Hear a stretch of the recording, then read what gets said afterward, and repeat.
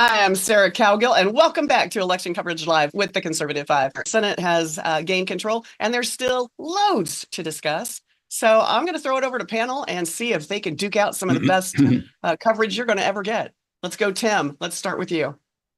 Well, there's so many headlines from this night, election night, but it's actually quite similar to 2016 when the race was pretty much decided at about 2 in the morning when Pennsylvania was called. But I think the perhaps the most abiding headline from this election is that the progressive era in the United States is over. It crashed and it burned last night. There was widespread disapproval of the 4 years of the Biden administration as represented by Kamala Harris. Donald Trump appears to be on a path to win every single swing state, all of them. And now the Democrats will face a future with Donald Trump essentially unchained because he's not facing reelection. And of course, he's got big changes in the offing. Now, I've been watching a lot of the left-wing coverage of this on MSNBC and other places this morning, and they're still really not able to accept the verdict. They say that her talk about how we discarded the better angels of our nature, we bowed to the fear that Trump put into people. We're still a misogynist nation. We're still a sexist nation. We're still a racist nation, which defies the fact that Barack Obama, a black man, was elected not once, but twice. But now they have to fall back on the misogyny thing.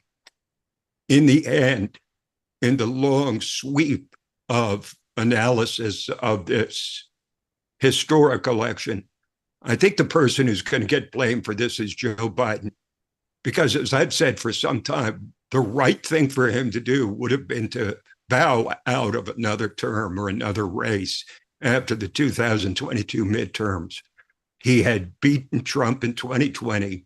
Democrats had overperformed in 2022, and it would have been the natural spot for him to step aside, allow an open primary where more moderate voices than Kamala Harris, the most liberal senator in the entire United States during her time in the Senate, they would have allowed an open primary, and probably a more centrist Democrat would have emerged from it. Certainly Kamala Harris would not have.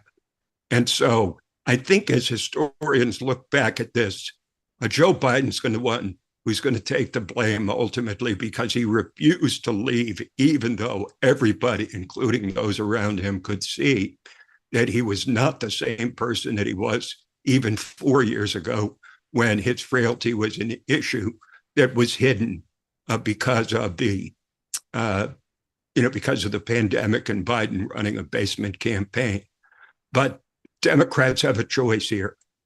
They can either spend another 4 years trying to persecute Donald Trump, trying to arrest him, trying to impeach him, concoct phony scandals as they've done for almost 10 years since he entered the political stage, or they can do what they did after the Michael Dukakis disaster in 1988. They headed to the center, and Bill Clinton then won 2 terms. So it's up to the Democrats now. They can finger point. They can blame each other. They can blame Biden. They can blame Harris, who, by the way, I think she did the best that she possibly could, given her minimal appeal and her political skills, which are sorely lacking. So it's up to the Democrats now. We're going to see a drop back 10 and punt. Is that what you're saying? The Democratic is going to try? I think they're going to have to, if they want to try to persecute Donald Trump for another 4 years. It's not going to go well for them, but they may have to, because Trump's as much of the as much as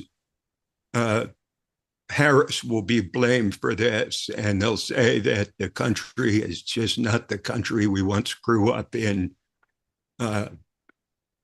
They've got almost nowhere to turn except towards the center. I just have one quick question before, Sarah, you pivot to Graham. realistically, who could have emerged from the Democratic Party, let's say in 2022, and be a viable candidate to Trump? It would have been Josh Shapiro, Tim Walz. Who do you think, Tim, could have, aside from Kamala Harris?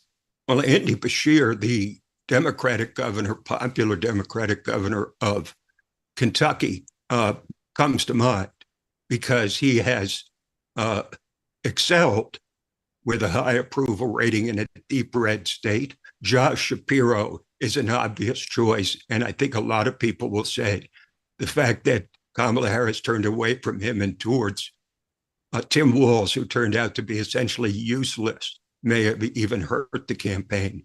It has to be a Josh Shapiro or an Andy Beshear type of politician they had to.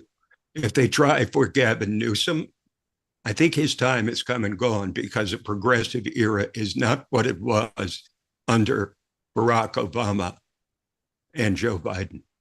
You've touched on Tim Walz, and I as a Midwesterner, dyed in the wool, 100% rural hillbilly. He was an insult to try to get that, the camo hat and the hunting vest, and the guy couldn't load a shotgun, and nobody bought him as the good old boy that's going to round out that ticket. And I think that was a grave mistake on the Democratic Party, a grave mistake. So, before I finish pontificating here on Tim Walz, Graham, we were listening this morning, and people are still blaming the Americans, like they were still on vacation and not casting a vote the way they should. Are they still going to keep that up? Because that keeps throwing them into a tailspin. I think, I think one thing we've learned about the Democratic Party in general over the last 7 or 8 years is that they never learn from their mistakes. They don't seem to. They don't seem capable anymore of stepping back and saying, "Wow, what we're doing here, this narrative we're putting out, or this, this direction that we're going in, is really not too popular with the people, and maybe we need to." Kind of tack in a different direction here. They seem to be. They always double down on their worst tendencies, and so I find that incredible. So basically, if you're asking me if I think that will they continue to blame the American people for this loss, yes, I think they will, because they don't have the courage to look to look in the mirror and say, what should we have done differently? What could we have done differently? No, they're always looking for someone else to blame. So they will blame. I've noticed a lot of left wingers, and when I say, I'm going to say people of no consequence, which sounds a bit harsh, but I just mean like regular, people who spend all their time on social media and pontificate about their own political opinions. I noticed a lot of those people now are screaming that this election must have been rigged and it should be investigated, and which I find, after 2020, I find that kind of amusing because I haven't seen that yet. But those people who dared suggest that there was something fishy about the 2020 result were roundly lambasted and told that they were a threat to democracy, and you don't dare question an election, the result of a presidential election. And yet now on Twitter, there's a few people saying, how is this not being investigated? This result is so, it doesn't make sense. It couldn't have been the final result. But I'll say one other thing just quickly about vice presidents. I believe Barack Obama, we're talking about like who's ultimately going to get the blame for this. Is it going to be, Tim says it's going to be Joe Biden ultimately, and it's hard to argue with that logic because, really, but if you're going to blame Joe Biden, then I think you have to go back to Barack Obama and say, well, perhaps the root cause, and Democrats love talking about root causes. The root cause of this problem was when Barack Obama decided to initiate a now years-long, decades-long competition among Democratic presidential nominees of who can pick the worst running mate. and they seem to continuously outdo each other. It's like a hold my beer thing, you know. But Barack Obama started this when he picked Joe Biden. Yeah, we needed some humor this morning, Graham. I'm glad you're here to provide that. But this is humor though. But the people who are saying that did the American people take a vacation? If you look at the Google search interest yesterday, you actually saw an uptick in the number of searches related to who is running for president and did Joe Biden drop out of the race. So perhaps there are scores of Americans who completely tapped out of the election cycle. Though you cannot blame them, of course. So are the markets celebrating? Oh my goodness gracious! Sorry, last Tim. night, if you folks paid attention to us last night, I sat up at 10:30 and I was just amazed by the markets. And lo and behold, fall in the post-election fallout, you see the markets just rocketing still. The Dow Jones was up as much as 1,300 points. The Nasdaq's up 2 or 3%. The S&P's up about 2%. Oil prices were down big time on the expectation of the whole drill baby drill stuff. All the crypto assets were rocketing. Treasury yields were up. But I don't think Trump supporters are going to be happy for the reason why they were up, because of the expectation that because Trump wants to cut taxes across the board, he wants to extend the Trump era tax cuts, and whether or not he's going to engage in spending cuts remains to be seen. But the concern is that the government's not going to take enough revenue. Therefore, the government's going to be borrowing more. And with demand as abysmal as it is, at least domestically, then the treasury yields are going to go up to attract more investors to scoop up a 10-year yield, a 20-year treasury bond, whatever the case. So, but overall, the financial markets, wow. I mean, that's just it's gone gangbusters, and maybe it's just retail, overreacting. But of course, the market's going to stabilize in the coming days. But just that immediate reaction was just really, as Tim has alluded to, just like 2016. Okay, so what does that mean for regular Joes like me, or Janes, or Julie's, or whoever? Well, since most Americans own stocks, I mean, that you just look at your brokerage account this morning, you'll see how it's gone up dramatically. I'm looking at mine, and I'm pretty pleased by the gains. Yeah, I don't have one of those. Anyway, Andrew's going to treat us all to an exotic dinner the next time we all get together. I'd say beyond meat burgers, Tim. Come on. To put this. How the Democrats are reacting, at least in the early stages together, I think 3 words come to mind in the finger point. It's called circular firing squad. Everybody's going to be blaming everybody else. Harris will blame Biden. Biden will be saying to insiders, see, I told you that I was the only one that could beat Donald Trump. But as I was pointing out yesterday in the run-up to getting some serious results, that we would find some real gold in the numbers from red and blue states, particularly blue. I don't think anybody heading into yesterday, even the most optimistic Republican strategists, could have imagined that the margin for Kamala Harris in Illinois would be 4%. This is a state she should have won by 15 points or more. How about New Jersey? 5% in New Jersey. I saw a poll just before Election Day that said she was ahead by 20 points in New Jersey. And how about New York, where Trump was forced to spend an awful lot of time because he was locked in a courtroom for 6 weeks, but held a lot of events there, including in the Bronx and across the river in New Jersey. Some difference. The margin in New York was 10%. And Biden won it by more than double that. So, and Democrats are losing Hispanics. They are bleeding Hispanic support.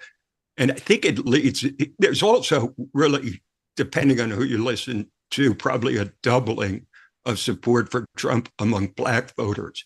So it'll beg the question for us to start pondering as to whether this historic election represents a realignment of the American electorate. I think it's also worth pointing out, there was a clip circulating on X this morning of CNN's John King and Jake Tapper, and they're looking at the electoral results, and they wanted to see how Kamala Harris performed compared to Joe Biden in 2020. And they hit a button, and it was blank. And they concluded that Kamala Harris did not completely underperformed Joe Biden in every single county. Now, perhaps that's been updated, but at the time of that clip, that is a huge result for the Democratic Party, a complete indictment of the candidacy of Kamala Harris. And Graham has put out this theory before on C5, and I think a lot during last night's coverage too, that Joe Biden's going to look at this and he's going to tell people, hey, I could have beaten Trump. I beat him before, and I could have beaten him again. And those numbers show that Joe Biden was perhaps a far more popular candidate than Kamala Harris this go around. Well, he couldn't. He had no gas left in the tank. I mean, he was running on empty. And that debate was not something he could ever recover from. So I think the margins probably would have been double for Trump if Biden was still in the race. But if Biden wants to believe that, let him believe it. Yeah, let him have his legacy as he goes into that good night, not so quietly, but still. What a mess. I think the Democratic Party really shot themselves in the foot when they didn't do a democratic process trying to save democracy by having a primary. She didn't get a vote. You put Kamala Harris in there. That's Biden's fault, because by the time he pulled out, they could have conceivably had a rushed primary. But at that point, it was pretty much impractical because none of these other candidates had been candidates. They weren't prepared to run. They'd have to put a campaign together from scratch.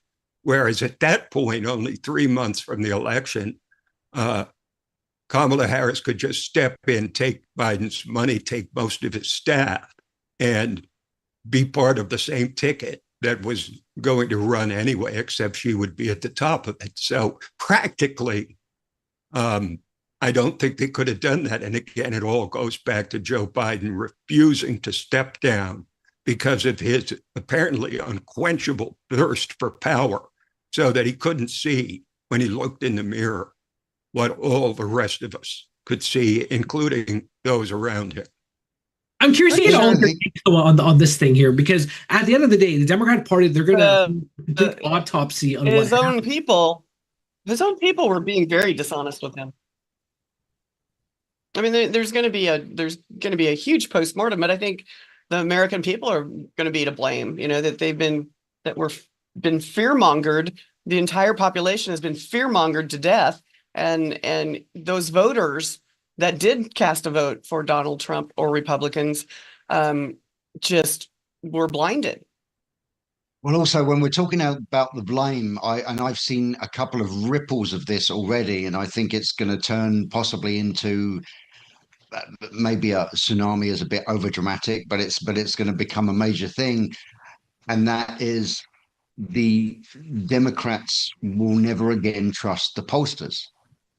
Because one thing I noticed, and it became more and more clear to me as we drew closer and closer to election day, and it amazed me actually. It became more and more clear that so many Harris supporters, both members of the general public and celebrities and TV people like the View, the cast of the View and all those people, they genuinely. And also a lot of left-leaning journalists genuinely believed that Kamala Harris had this in the bag, and not only that she was going to win by a large margin. Some of them, there was a couple talking about on the news networks. A couple were talking about this is going to be a blowout. I mean, she's going to just demolish Trump, and I can't imagine why they thought that. And all I can think is that, that was a matter of them kind of reading something into polls, which to come to the defense of the pollsters themselves, that really wasn't in the polls, but somehow they were reading into it that because it was so close, somehow they read in from that actually Kamala was way ahead and she was really going to win big time. And they are genuinely so many people this morning are genuinely stunned genuinely stunned that she lost and lost so big as well.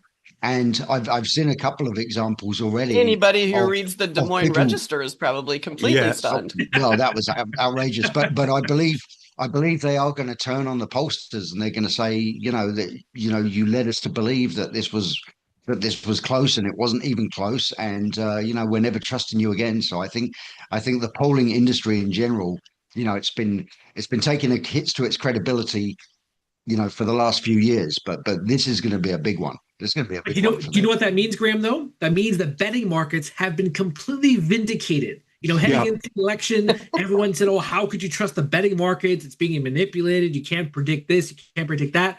Boom. They called a landslide for Trump. And for the most part, it was. So moving forward, as I alluded to last night, these betting markets are going to have a huge influence over the coming elections, perhaps even more so than the opinion polls.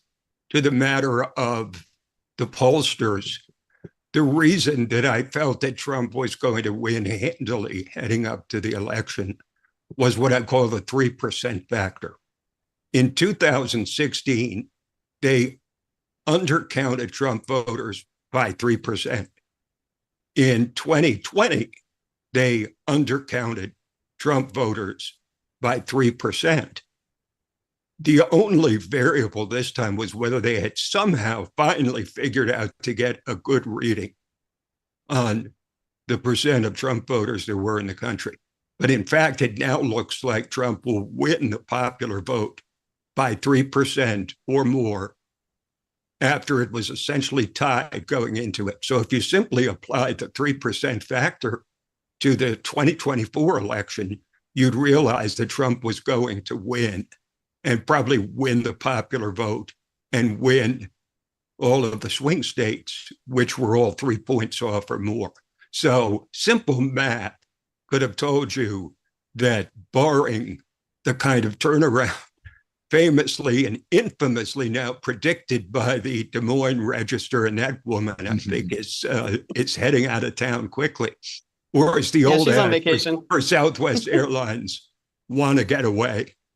I think that's where she is this morning, because she gave the Democrats all kinds of false hope. And just to put the numbers in perspective, that Des Moines Register poll on Sunday said Kamala Harris was ahead by 3, and it was trumpeted on the front page of the Des Moines newspaper that Harris goes to commanding lead. Harris leads Trump in Iowa. Well, in fact, Trump right now is up 14 points in Iowa. That's probably the worst single call I've seen in all my years. Not since 2016, when Hillary was up 73% on election night. But is this a case of Hanlon's razor? I mean, can this be attributed to malice, or can it be attributed just plain old incompetence? Well, they just can't. They've never been able to quantify the Trump electorate. They've never been able to track down all the people that are really going to vote for Trump, because famously, a lot of them say, I'm not going to talk to pollsters, or if I do, I'm going to give them a false answer. I'm going to play a head fake on them. But unlike almost any other candidate I've ever seen, Donald Trump was almost unpollable, to make a word, because this is 3 times now that they were 3 points off. Case closed. So what are we going to, Graham, what do you think we're going to see here in the near future? I mean, apparently Harris is supposed to speak tonight. Are they still holding out for some random path to get to the White House? I don't see, there's no way. It's not possible. So why are we waiting? It's a done. I mean, this is a done deal. This election is definitely over. If by some weird, inexplicable turn of events, Kamala ended up winning the states that still haven't been called, she's Trump is already over the finish line. So right. The election is over. But it's a matter of how big at this point. Right, exactly. That's a matter. It's a matter of how big a margin of victory he has in the Electoral College. And most people are still saying it's going to be 300 plus. Yes. But so why are they holding out? I literally think this is a matter of the Kamala Harris herself or her campaign are kind of knocking their heads together, wondering what she's going to say, how she's going to spin this loss after all of the kind of phony, kind of braggadocious way in which she and Tim Walz went around about campaigning. And so that's a tough one. It's a tough. I mean, this is the challenge to even the greatest political speechwriter of all time is going to have a hard time coming up with something that Kamala's going to say, and and then there's always the good chance, of course, that she loses the plot and goes into a word salad, and so. But she can read a teleprompter for the most part. So yeah, there should be fine there. I think right now her campaign people are probably just saying, how long can we put this off, because it's going to be excruciatingly painful and it's going to be tricky to save face and concede, and she's going to be conceding to literally Hitler, so that's a tough thing to do as well. Well, I think actually a key factor in all of this is whether Kamala Harris calls Donald Trump to concede and congratulate him on his victory. Now, that may seem like a small factor, but I think it's a big one because it signals where this Democratic Party is headed for the next 4 years. They're going to be in the minority in the Senate, and obviously they've lost the White House. The House is still up for grabs, and Democrats are actually overperforming in several of those races. So still that's up for grabs. But I would suspect that the Harris campaign is consulting with the power brokers of the party, Obama, Clinton, both Clintons, Nancy Pelosi, Hakeem Jeffries, and the like, and trying to determine how gracious she should be and whether she should acknowledge her defeat and congratulate Donald Trump, or just change the subject quickly and talk about the country's still racist, sexist, misogynist, or better angels have disappeared, all this kind of stuff. I don't think she's going to do that. But I think the degree to which she is gracious, or at a minimum courteous, to the winner, the clear winner of the election, will tell you a lot what the Democrat thinking is now. That might go a long way. Yeah.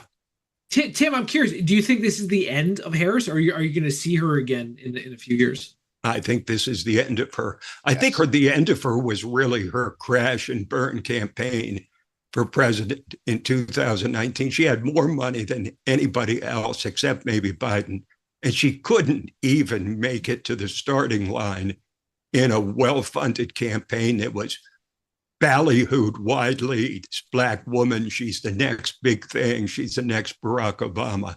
And she's proven beyond all doubt that she's nowhere near that.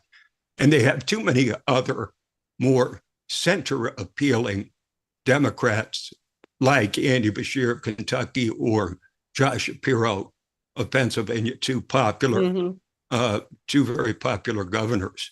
So, if Gavin Newsom, I think what happens with Gavin Newsom will tell us quite a bit as we move forward, whether Newsom thinks that his candidacy from the most far left state in the country, when the progressive era has just been handed, really, they've been shown the door by the American people. Is he going to try to revive the progressive era? I would suggest that that would be a losing strategy, that they're going to do what they did when Bill Clinton came to power, which is head to the center and say things like, I want abortion to be safe, legal, and rare, instead of worshiping at the altar of abortion, which is what the party has come to. Although I do find it interesting, too, on that note, that abortion referenda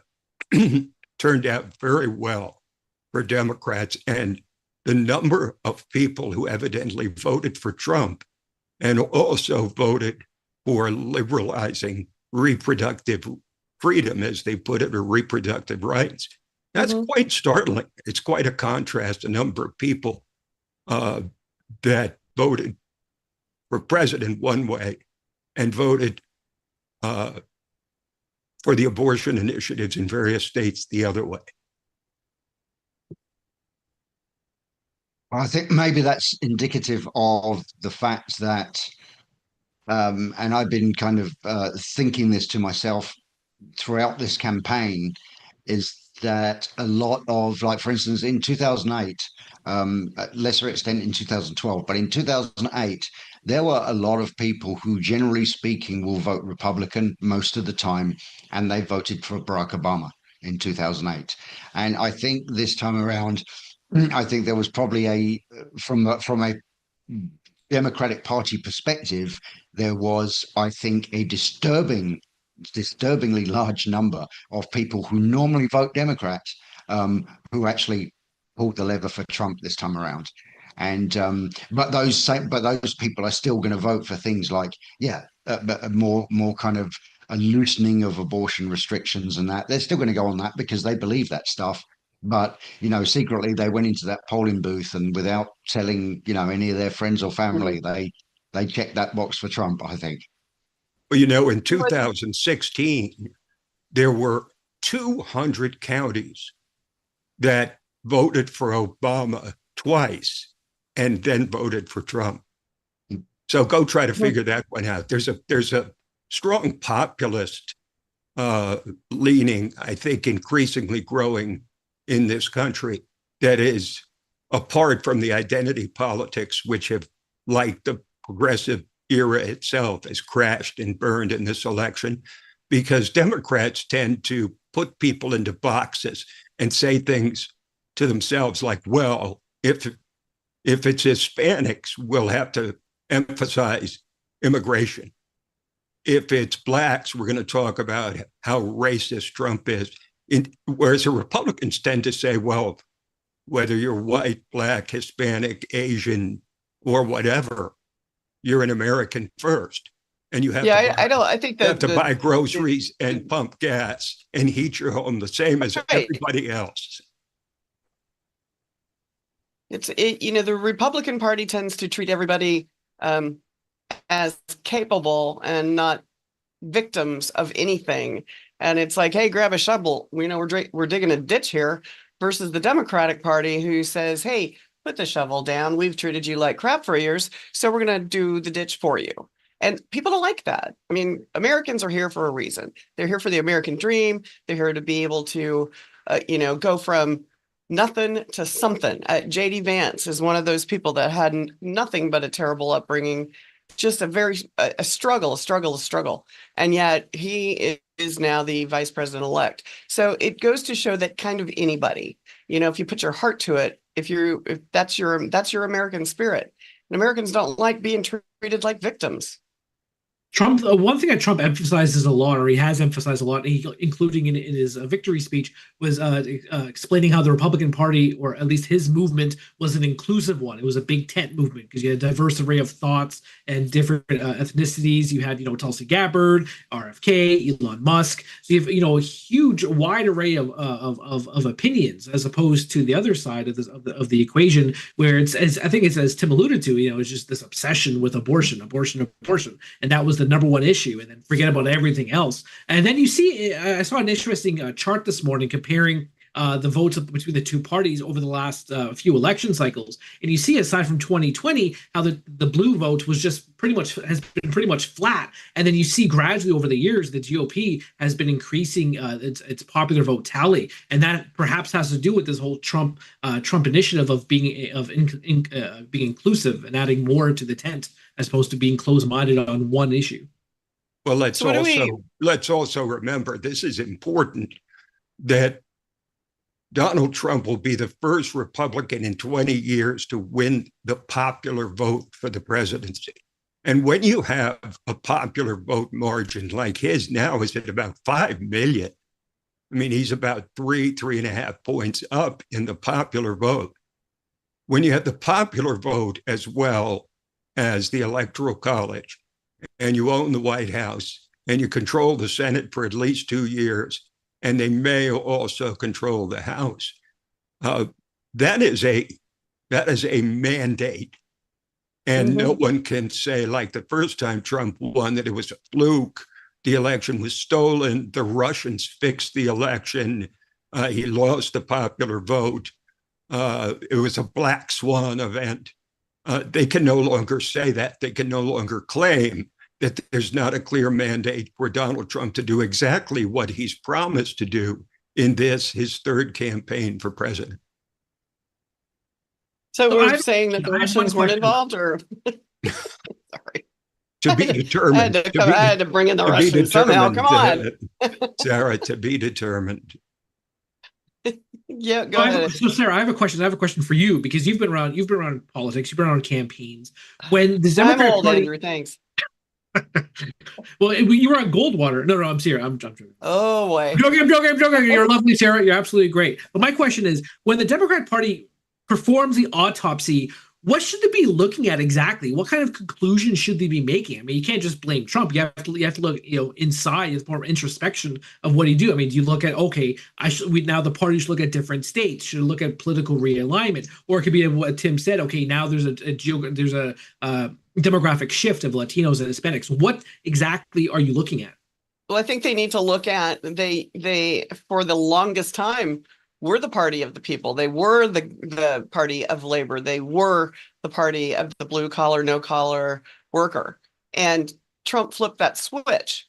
And in order to compete with the Trump kind of campaign, you either have to embrace the fact that you're elitist and run on the fact that we're smart and rich, or you have to go back to the 60s in the Kennedy era and try to go back to offering opportunity to minorities, not promising them free stuff. You have to offer the opportunity to grow and expand, and that everybody is important and not college educated. That the plumber who's making way more money than most kids out of college, they're necessary. And every walk of life is necessary. And the one thing that the Democrats have not done is embrace that. They've embraced elitist institutions. They've embraced,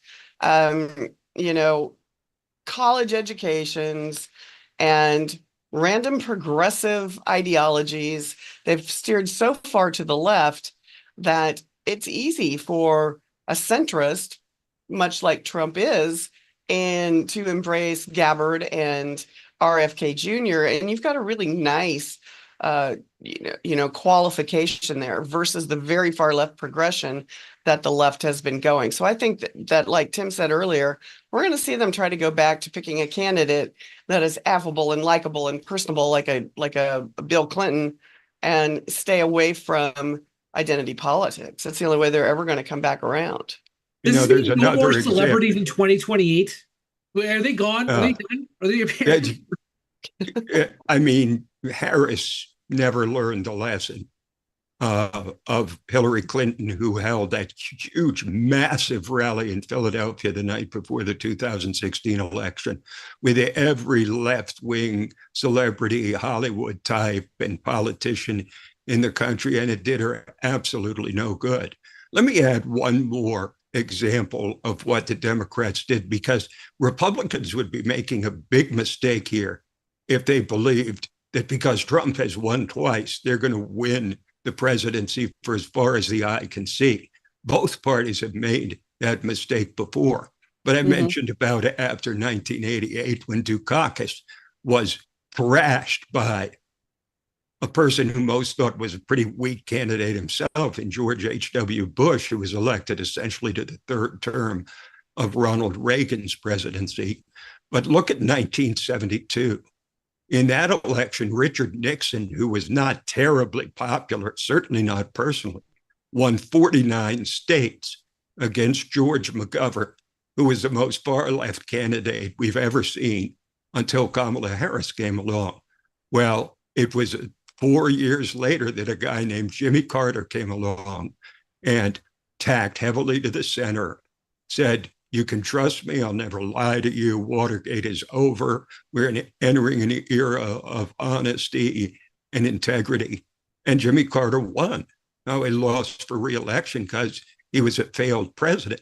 But the point is that there's twice within the last 50 years that the Democrats have suffered a stinging defeat and turned immediately to the center. All they have to do is look at their own history to see that that is their pathway forward. And yet that wasn't their pathway forward. Do we not learn from history? I mean, if not, we're bound to repeat it, right? Well, and that's what the Democratic Party has continued to do.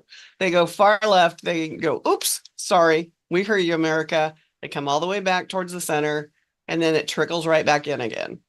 And I'm sure the Republican Party is the exact same way. You go a little too far right, people start worrying about you. They start writing things like, the 2025 plan that everybody was freaked out about and trying to promote as a Trump plan, and that didn't work. I mean, it just didn't work. And it just seems to me that this country is very, very central. They like a little bit of both. They like a little social liberalism. They like a little conservative financial people in charge. Most people like less government, more freedoms. What's the goal here? What is the goal of the Democratic Party to keep putting this kind of policy up? Well, I don't think they'll continue to do that. Graham, go.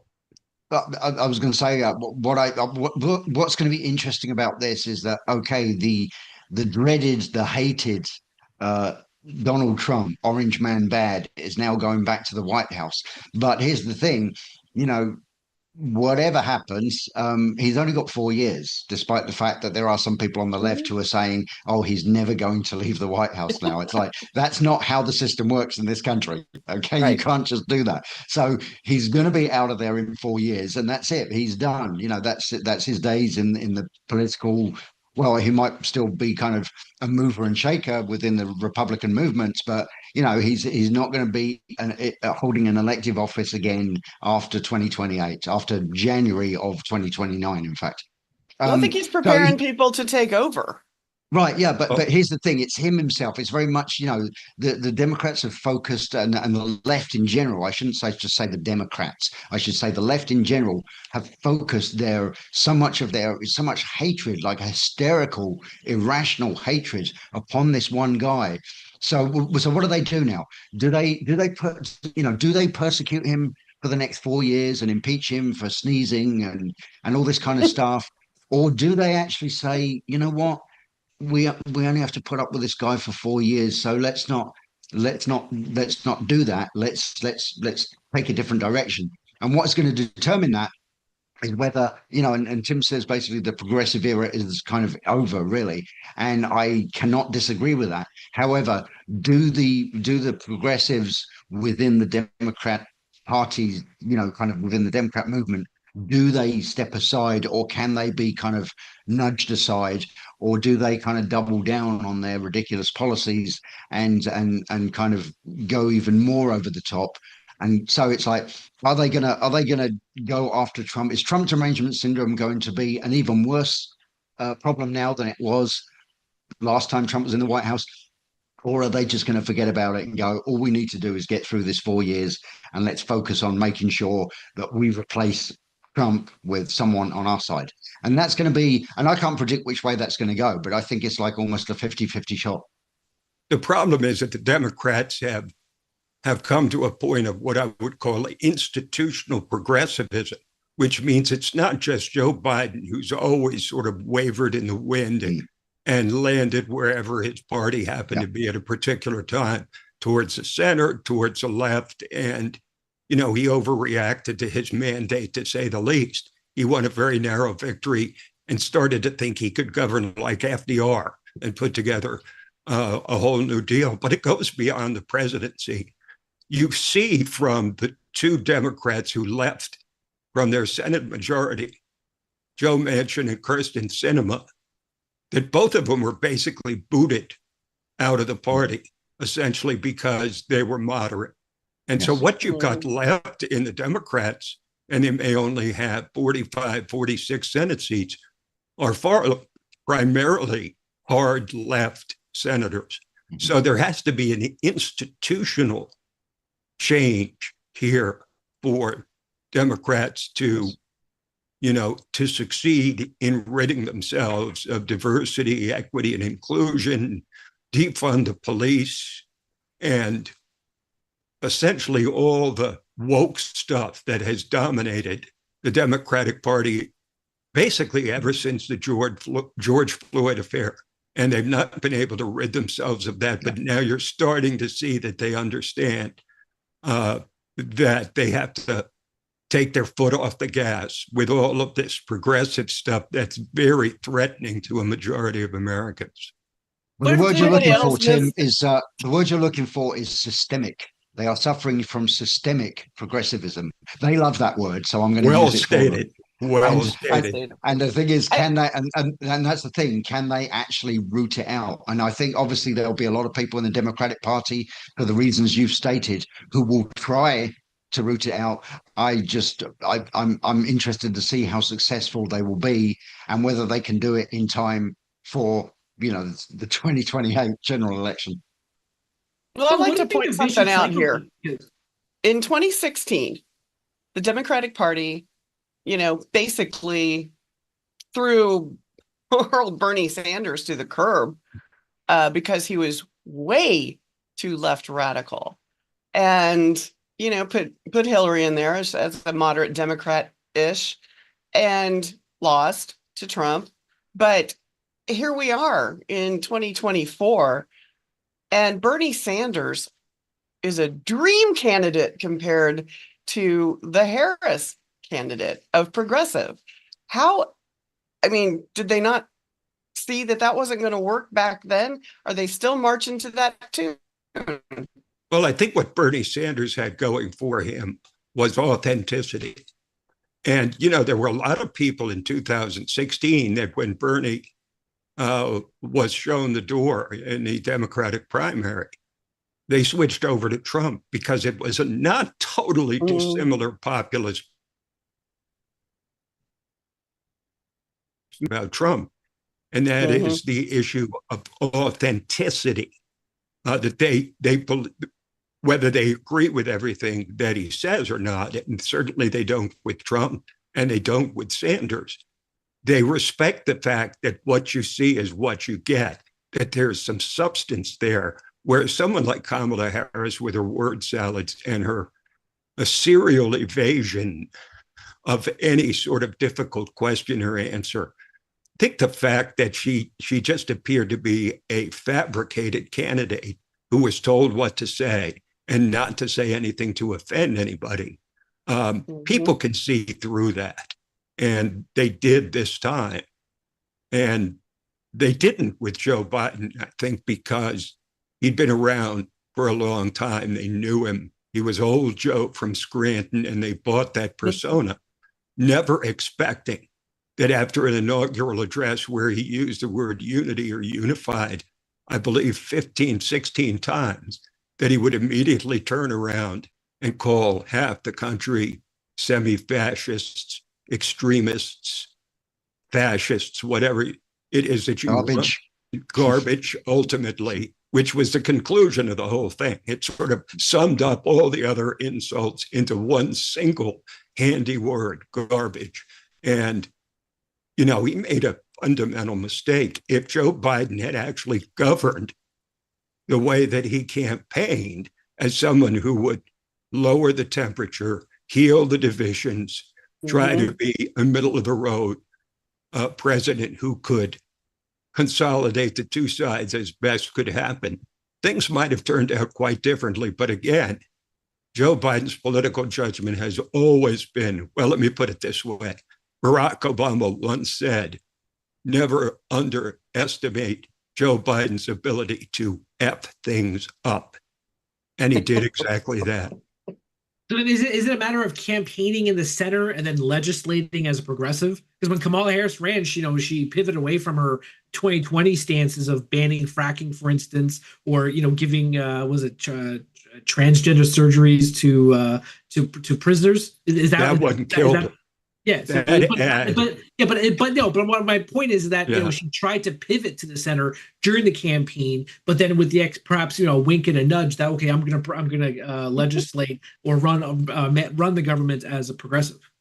I just don't think anyone was buying that Right. attempt, that rather half-hearted attempt to pivot to the center. And when she started saying, "Oh, I own a Glock," and blah blah blah, I just don't think anybody bought that. I don't think anybody bought that. Nobody bought that. None, whether they were a Republican or a Democrat, and whichever candidate they were going to vote for, even if they were a Kamala Harris supporter, I don't think they bought the idea that she was somehow becoming more moderate. I think the question with her, with so many voters, was quite simple. Who is this woman? Who is she? What does she believe? What does she stand for? She stood for one set of beliefs 4 years ago, and now she's trying to claim that she no longer believes in the things she believed in so heavily 4 years ago, which is already a warning sign to voters. But you could tell, by the way, that she answered certain questions. For example, on fracking. She was asked, well, in 2019, you're caught on camera saying, oh, I'm definitely in favor of banning fracking. And then she said, I didn't ban fracking and I won't ban fracking. She didn't say, I see the reality of our energy industry and I see that fracking is more important than I realized, therefore I support it. No, she just said the minimum, which is I won't ban it. And for voters in Pennsylvania, particularly, that's not very convincing. I may hate it. I may have been against it my whole life, but I'll hold myself back and refuse to ban fracking, which I really would like to do, but I know that's not politically viable, so I won't. That's not a convincing answer. I have to say it because Bill Clinton was good at apologizing. Tim Andrew. Sorry, Tim threw it in there. I just have to say it, and I'm sure all you lovely people will know what this is from. Who am I? Why am I here? Yes, Ross Perot's running mate. Admiral Stockdale. Okay, yes, that little did he know that would be repeated endlessly for years after. But you're right. At least he had an answer to his own question. Yeah, true. Kamala Harris did not. Well, I think that was a major issue is that I don't care if you like the guy or you like his policies or you don't like anything about him, but you always knew where you stood when it comes to issues that you cared about with Donald Trump. He'd answer the question. Kamala, I'm sorry, I messed that up, but she wouldn't answer a question. She'd pivot. The defining moment to me was when she kind of went, what does that mean exactly? When Brett Baer asked her that question, what do you mean by that? And she goes, well, you know what I mean. Trump's been running. What does that have to do with anything? Trump's been running. Strange. Yeah, that was since 2015. So what does that have to do with anything that you're going to do? And I couldn't understand that. A new way forward, and we're not going back, which is an unusual thing to say. We're not going back because her administration has been in place for 4 years. So what she tried to do, which was somewhat clever, is to say we're not going back to the last 10 years of Donald Trump and his trashing of the country and his misogyny and sexism and racism and fascism and all this stuff. I mean, it was a nice try. It didn't sell with the American. The guys, we lost Graham, but I think he's been having some storm problems, so we're going to continue on as we are, just conservative. I think it's worth pointing out, too, to add to both of your points, the fact that the other party has been in charge of the White House for the last 16 years. Trump was in power for just 4 years. So this whole idea of we're not going back, it doesn't make any sense, And then, since I can talk a little bit because Graham's not here, you guys talk about the Democratic Party having to change, but But would it be just a vicious cycle? Because now let's look forward to 2026, and you see historical elections. History always shows that the ruling party cannot hold on to power in the first midterm after obtaining or office. they have significant losses, even if they still control. So if Democrats win the House, we take the House in 2026, then they'll say, okay, we have a shot again. Our platform is winning. We're going to stick to it heading into 2028. So then aren't you just perpetuating a vicious cycle in this case? Well, I think that, people expected that the 2022 midterms were going to be a red wave, but they were 2 years early. The red wave was the 2024 election, no question. In 2 years, though, I mean, the Republicans only can guarantee control of the Senate for 2 years, because in 2026, the Senate outlook is far more favorable to the Democrats, because the Republicans have far more seats to defend than they did this time. The Senate could flip, but that's why Republicans see that it's important to go beyond the 52 seats they now have. They've got a shot at possibly 53, 54, even 55 seats. And that makes them pretty much invulnerable to a takeover by the Democrats in 2 years. But if it's still at 52 and Trump is unleashing, his most controversial policies and reorganizing the civil service, which he is clearly planning to do, and doing a mass deportation, which he clearly plans to do. These are things that are going to be very controversial, even though a majority are in favor. And so they will have some leverage in 2026, because Trump's not going to sit there and be an inbox president. He's going to be an activist president, and he's convinced that this time he can actually drain the swamp that he started to drain in 2016. But what they're really scared about is that, Trump is entering Washington this time with a whole lot more baggage, or knowledge, I should say, of how to get things done. He knows who to trust, who not to trust. He has personal relationships with people. He has almost no personal relationships with anybody in the political sphere other than New York politicians when he was in the real estate industry. So he had to rely on the judgment of people who were skeptical of him to begin with. Not necessarily never Trump Republicans, but traditional conservative, neoconservative politicians in the Republican Party. He had to rely on them, because who else was he going to turn to? Well, this time, you're going to get a lot less turnover in his cabinet, I think. I think that's pretty clear. I think he's probably already got ideas of who he's going to appoint. And he's going to get off to a running start, and he's not facing re-election. And he's got a huge deconstructionist agenda, for lack of a better term. And I think that's what has the Democrats particularly fearful. I think the last time they thought they could roll this guy because he was a novice, he came into D.C. with little to no support. And he had to put the only senator that supported him, Jeff Sessions, in as Attorney General, because he's the only one he could kind of trust. And of course, that didn't go well. And he had several appointments to agencies and to cabinet positions that he had to fire them or they left because they didn't like his style.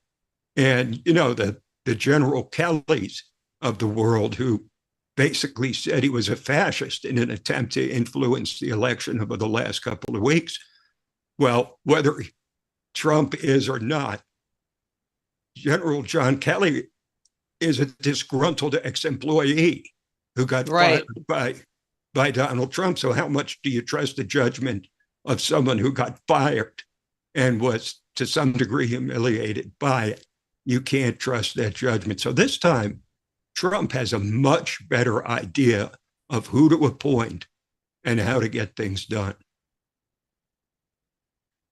Since we're wrapping up, there's one thing I want to say that bothered me. Tim made a comment saying how Nixon wasn't personable. Now, I know the Nixon Foundation is probably watching us, so I'm going to say that I would have loved to have a coffee with Richard Nixon, having a nice conversation. It was very personable Although I disagree with his presidency, but I think he would have been a great person to have a conversation. Well, I've got to.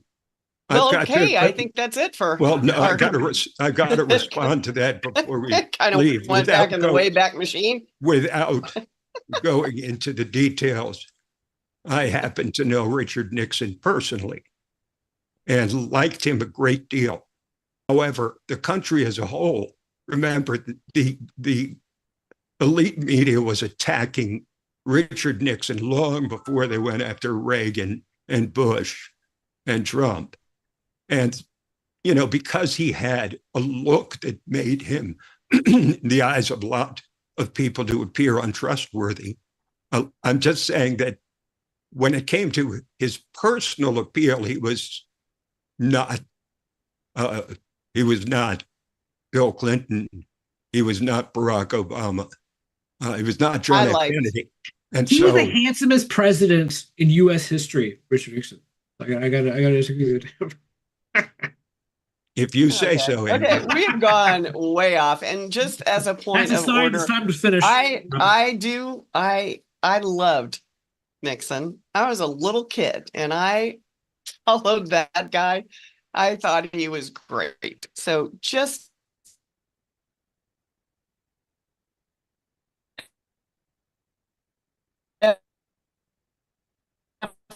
FYI, we like President Nixon on the Conservative Five. Okay, well, that's check out our other 5 shows and segments on this as well. Liberty Nation News has its own Roku channel where you can see all of our TV productions. Now, Liberty Nation does not endorse candidates, campaigns, or legislation, and this presentation is no endorsement. I'm your host, Sarah Cowgill. Thanks for joining us today. For free thinking, free speech, libertynation.com.